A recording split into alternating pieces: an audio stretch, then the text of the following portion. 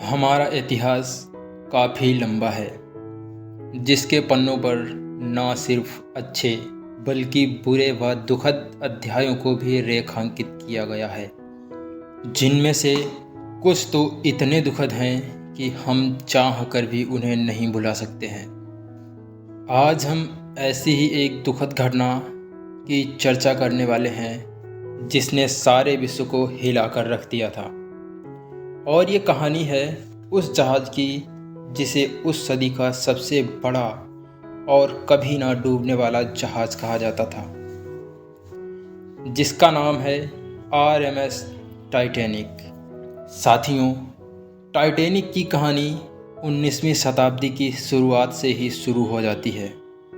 उस समय ब्रिटेन में एक ऐसा जहाज़ बनाया गया था जिसकी सजावट और कद एक आलीशान महल से भी बड़ा था। वह जहाज़ उस सदी का सबसे बड़ा जहाज़ था। 2 अप्रैल 1912 को टाइटैनिक पूरी तरह बनकर तैयार हो चुका था। इस जहाज़ की भव्यता का एहसास जितना बाहर से होता था, उससे कहीं अधिक भव्य अंदर से बनाया गया था।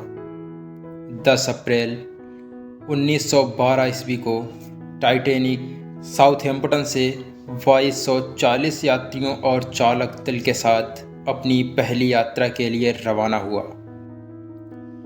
जब टाइटैनिक अपने सफ़र के लिए निकला, उसके कुछ ही देर बाद उसके पास एक चेतावनी भरा संदेश आया, जिसमें कहा गया था कि जिस रास्ते से वो सफ़र तय करने वाला है, उसी रास्ते में एक विशाल हिमखंड है।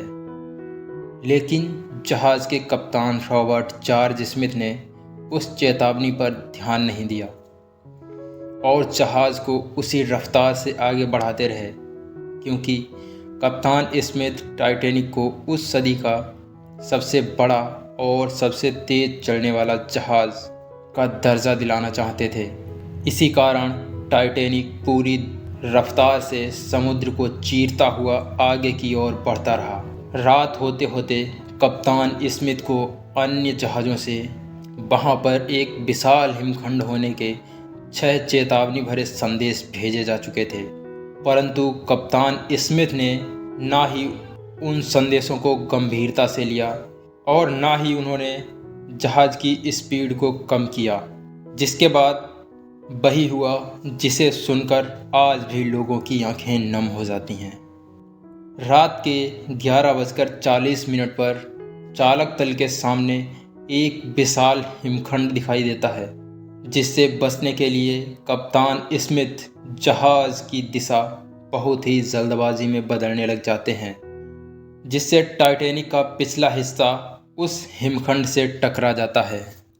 जैसे ही यात्रियों को पता चला कि जहाज़ टकरा गया है, तो पूरे जहाज़ में अफरा तफरी मच जाती है और पूरे जहाज़ में एक खौफ का माहौल छा जाता है। जब टाइटैनिक हिमखंड से टकराया था, तो उसमें दबाव के कारण जहाज़ के निचले हिस्से की प्लेट्स को चीर दिया था।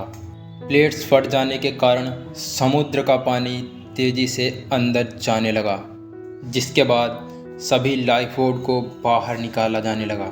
लेकिन उस समय टाइटैनिक में केवल 20 लाइफ बोट ही थी और प्रत्येक लाइफ बोट की क्षमता लगभग 65 यात्रियों की थी, परंतु घबराहट के कारण उसमें सिर्फ 28 से 30 लोगों को ही बैठाकर रवाना कर दिया गया।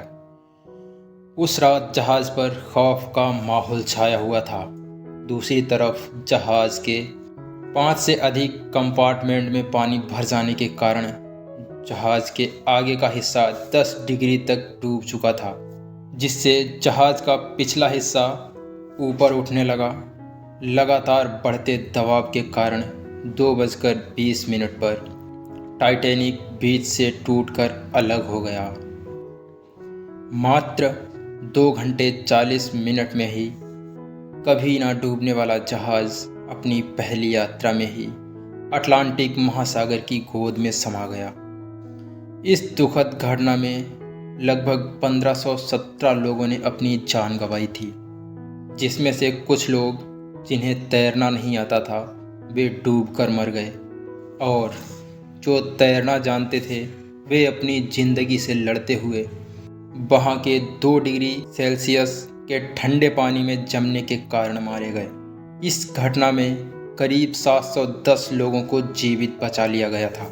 टाइटैनिक के डूबने के लिए अनेक लोगों ने अनेकों मत प्रस्तुत किए हैं, जिसमें से कई लोग तो कैप्टन स्मिथ को जिम्मेदार मानते हैं और कुछ का कहना है कि टाइटैनिक को बनाने में घटिया क्वालिटी के मटेरियल का यूज़ किया गया था। लेकिन 2010 में शोधकर्ताओं की एक टीम ने टाइटैनिक के मलबे का अध्ययन किया और इस बात की पुष्टि की कि टाइटैनिक की डिज़ाइन और उसमें प्रयोग किए गए मटेरियल में किसी प्रकार की कोई कमी नहीं थी। वैसे शोधकर्ताओं का कहना है कि बहुत जल्द ही समुद्र में टाइटैनिक का मलबा गायब हो जाएगा, क्योंकि समुद्र के अंदर अनेक प्रकार के बैक्टीरिया उस मलबे को लगातार नष्ट कर रहे हैं। वैसे साथियों,